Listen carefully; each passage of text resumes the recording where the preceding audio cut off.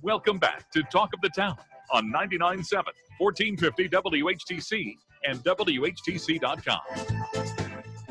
And we welcome you back to WHTC's Talk of the Town for this Wednesday, June 10th. I'm Gary Stevens. During the spring, summer, and early fall, we usually have a chance to chat on a monthly basis with Ottawa County Sheriff's Lieutenant-Designate, Eric Westveer. He is with the Marine Unit for Ottawa County. He's on the other end of our Zoom connection right now. And Eric, good morning and welcome back to Talk of the Town. Good morning, Gary. I'm glad to be back. Thanks for having me again. And we appreciate you joining us. You cannot join in the Zoom conversation if you are listening to us, but you can join via the telephone at 395-1450, 395-1450. This appearance by Eric was scheduled weeks in advance, but unfortunately, or maybe fortunately, has landed 3 days after what has been a very tough weekend on the waters of Lake Michigan for not only the Ottawa County Sheriff's Department's Marine Unit, the State Police Marine Unit, and the U.S. Coast Guard. Whenever we lose lives on the waters of Lake Michigan, especially off of Holland State Park, it is tragic. When we lose two on the same day, it's even more tragic. Yeah, it was a tough weekend for a lot of people involved, but very proud of the work that everybody did out there for the resolution that we did come up with in the end. Now, unfortunately, or the times we've talked about water safety and situations in Lake Michigan, many times those who have lost their lives or have been foundering have not been from our area, but the 17-year-old from Grand Rapids, the 6-year-old from Ferrisburg, we can't say that now. And we've had incidents before where we've had local residents from our area who have been told for years about the dangers of Lake Michigan. They unfortunately succumb as well. You just shake your head in these situations. Yeah, and with both of these, neither one of the individuals actually grew up in West Michigan. They both moved here within the past 2 to 2.5 years, from one out of country and one from another place in the United States. So they weren't familiar with the waters like we are growing up around them. Yeah, but the words that we've been saying, and our particular station, we might be preaching to the choir, because a lot of the people that do listen to us are well aware and have been well aware, but sometimes those who don't listen to us, we shake your head. You shake your head as well about the flag situation at Holland State Park because of budget cuts or because of the COVID-19 situation. The staff of the park maybe wasn't as staffed as normally we do have that type of situation. Right. I know Sean Mulligan, who runs the park over there, has addressed this too, but right now there's one flag, and that's right at the entrance to the park, and that's the flag that designates the water conditions of the day. The one down on the beaches are not in place yet. And as he stated, and this is my understanding from what I've read from him, I'm not speaking for them, but it was because of staffing issues related to the COVID-19. Yeah, the case of stay home, stay safe, and safer at home. Unfortunately, sometimes, we chafe at those regulations, but unfortunately, situations is what happened on Saturday and Sunday and Monday as the body of the 17-year-old was found. We do need those sometimes in place. Now, if you have a question out there for Ottawa County Sheriff Sergeant Eric Westveer, he'll take it at 395-1450, 395-1450. Are we seeing more and more people in the water because of the fact that we've had unusually warmer temperatures, but as you know and I know, the water temperature is a little slow to catch up with the air temperature. Are we now seeing more people maybe earlier because of the fact that we've had some very nice conditions and really almost August-like conditions now? Yeah, and we have. Saturday night, Sunday, when we were out there were a good amount of people in the water. The water was warm. Not as warm as we would expect for, like you said, a July or August, but it was warm enough to swim off the beach and become. Has dropped a little bit now with the east winds that we've had over the past few days. That has cooled the water down, but over the weekend it was pleasant to swim. Weather conditions right now, and I'm going to talk more immediate with the strong westerly winds and the southwesterly winds that have created the wind advisory from this morning, and possibly some issues as well. To a certain extent, and every situation might be different. Are they ripe to get these rip currents coming right back up here? Yeah. We expect with the wind, like you said, the direction they're coming from out of the west, and that it's going to be primed for turbulent seas, lake conditions out there, and the rip currents that are associated with that. So we urge people, please do not go in the water with the weather that we have expected to come. Now, sometimes I like to, when we do have our conversations with our guests here on Talk at the Town, sort of take a step back, especially as we might have new listeners in our area or people coming through and maybe not aware of some of the things that perhaps we take for granted. Like, for example, earlier today when I chatted with Dr. Brian Long of Grand Valley State University, I sort of gave a little bit of a primer about what he does on a monthly basis when he canvasses purchasing managers to comprise his business survey report on a monthly basis at GVSU. In your case, in this case, Eric, I want to bring up the dangers of Lake Michigan water. What makes it distinctive? And again, this is more for maybe new people in our area. Why is Lake Michigan maybe a little bit different than some of the other bodies of water in terms of the fact that it might look nice, but might not be as safe as some of these other bodies of water are? Right. And I'll speak specifically to the state park in Holland because that's the area that we're specific to, and it relates to what happened this weekend. But one thing you have to remember on that body of water, specifically at the Holland State Park, are the currents that you can't see. And this is, like you said, specifically for people that haven't grown up around here and aren't familiar with it. But there's three currents specific to that area out there that we deal with continually. One of them being the rip currents that we just spoke about and that were the factor in this past weekend's incidences. And those are generally related to wind and weather conditions. There's also the structural currents, which are very prominent around the pier head, which is right there, that can also be present at the same time as rip currents.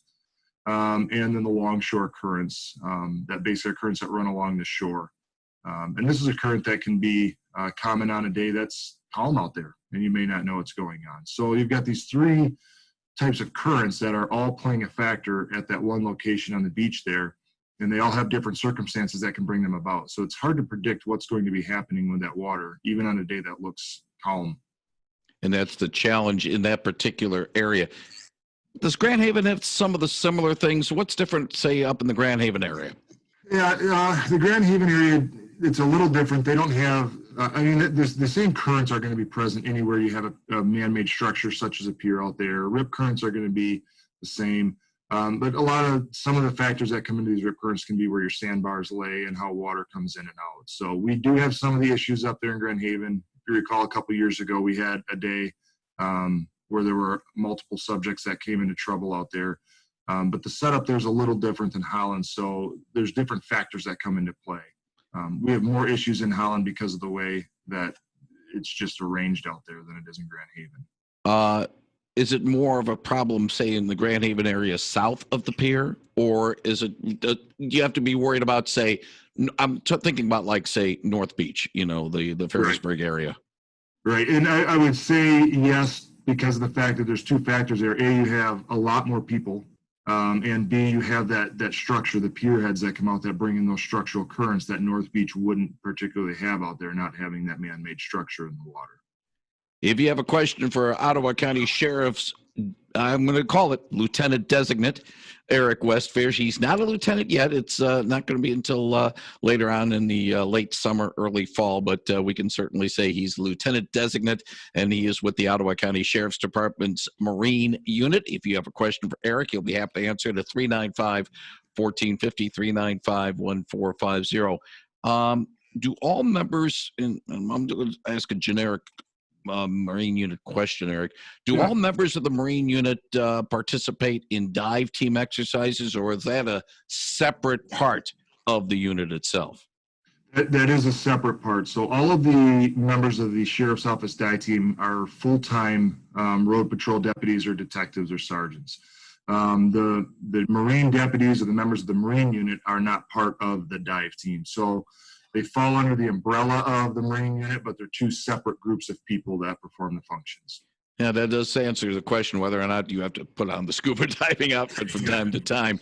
And there is a certain skill to it. We do know, of course, of former Holland City Councilman Craig Rich and the Michigan Shipwreck Associates looking for shipwrecks, and these are professional divers and they know what they're doing. Right. And when there's a diving situation such as what we had on Saturday, Sunday, and Monday, that's when it's not fun. It's not a fun thing to do to try to find a body in water.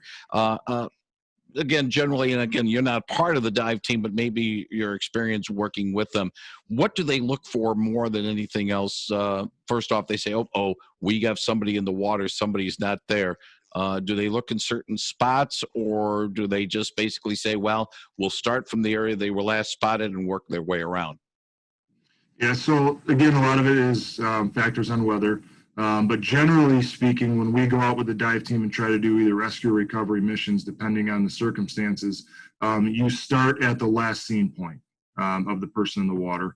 And barring any circumstances that would be out of the norm, you're generally going to find them within that area. So that's why when we show up on scene and we're looking for witnesses, the last scene point is one of the most critical pieces of information that we can get when we arrive on scene, because that's where we're going to focus on starting our search at. And then as the search goes along, and unfortunately with the case of these two, as days go along or hours go along, and the likelihood that it would be a rescue and it's more of a recovery situation, you then sort of calculate, okay, which way the currents might be going, and you have your direction going that way. Yep. So you take into factor, like you said, currents, because they can move the body around, as well as wind conditions. So you start in, like I said, you start at the point of the last seen location and then start to work out from there, depending on what you found with currents and different factors. 395-1450 if you have a question for Ottawa County Sheriff's Lieutenant-Designate Eric Westveer. Let me lighten this for a moment and talk a little bit about, things that, well, let's put it this way. The Sheriff's Department's Marine Unit can discover more lighter things than just, unfortunately, when we lose somebody in the waters. And I'm thinking about a story that came out of Washington State this week about a fact that somebody found a big fish that would normally be in like 1,200 feet of water in the ocean, and it washed up on shore, and had the fish was a giant fish that had eyes as big as coffee cups. What unusual things have you seen during your time with the Marine unit that have washed up on shore like, hey, wait a minute, that's not supposed to be there? I would say for us, wreckages from probably boats, or if we've seen the news, this is more a little bit north of us in Muskegon, some shipwrecks that have been gone for 100 years upwards, and with the weather conditions and the erosion, some of that's starting to be exposed. So more of it's going to be debris from incidences like that we see around here. 395-1450 if you have a question for Ottawa County Sheriff Sergeant and Lieutenant-Designate Eric Westveer. Good morning. You're on the line with Eric. Good morning. I don't know if this question should be directed to him, but I'm going to ask it.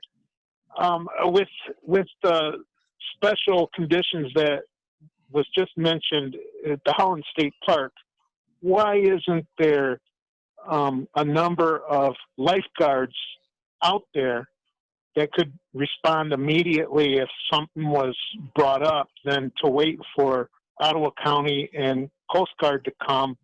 By that time, it's probably too late to not save, but just recover.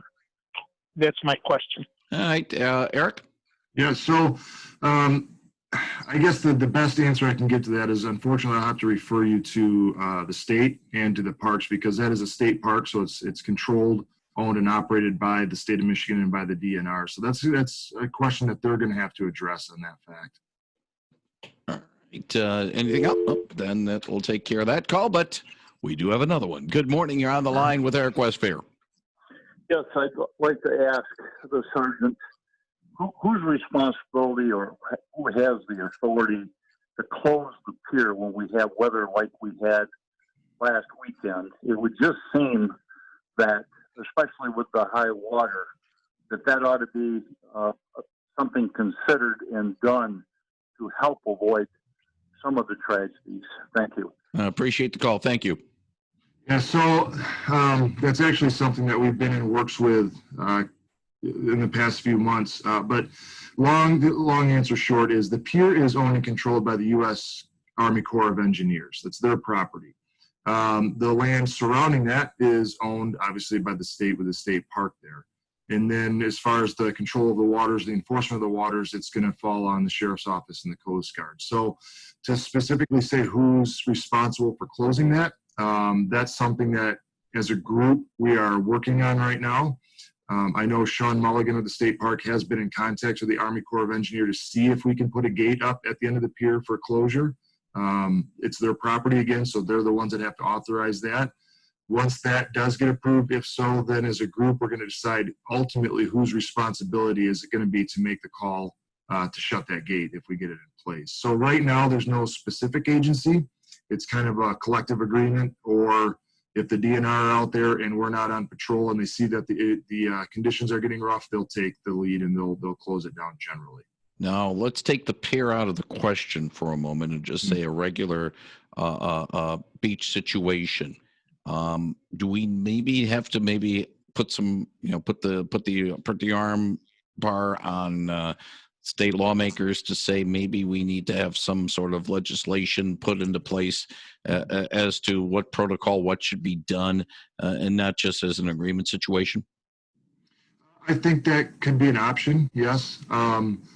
I think what might move a little quicker would if we did something locally, like we're trying to do with that group, with us working with the DNR and working with the townships. I think we'll have better success more quickly, like I mentioned, if we try to keep that locally. But I think that we should also maybe look into legislatively having something in place as well. And so that there'll be some protocols, some procedures to be Correct. able to do this. Exactly. I'd love to be able to take other calls, but Eric, I do want to bring this up because it's a very important subject, and that's what's coming up on the 4th of July weekend, and the Ottawa County Sheriff's Department is a part of it. It's Operation Dry Water. Please explain. Yeah, so like you mentioned, it falls over the 4th of July this year. The dates are July 3 through 5, and it's a national initiative put on by NASBLA, which is a boating safety organization, and like you said, it's called Operation Dry Water. And it's very similar to the patrols they do on land where the You Drink, You Drive, You Lose campaign, only this one is directed towards boating. So what we're doing, the Coast Guard is involved. I believe the DNR Law Enforcement Division is also involved this year. We will be heightening patrols and awareness and focusing on intoxicated boaters and unsafe boating practices for that weekend. And the important things about intoxicated boating is the fact that unlike intoxicated driving, where, we're talking about somebody maybe weaving in and out of lanes, boating, because there are no quote unquote lanes to work Right. with, that becomes even more of a problematic situation. It does. If as far as identifying the intoxicated operator, like you said, in a car, you nailed it. You can see them weaving in and out of the lanes. Boats naturally weave.